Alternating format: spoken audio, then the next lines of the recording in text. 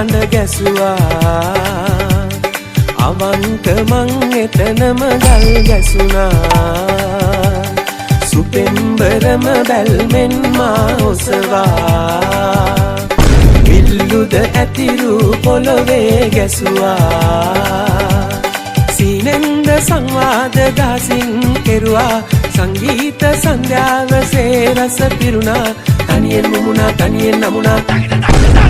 නුඹ ගැන ගයලා නුඹ ගැන බයලා සසරේ දුක මග හැරුණා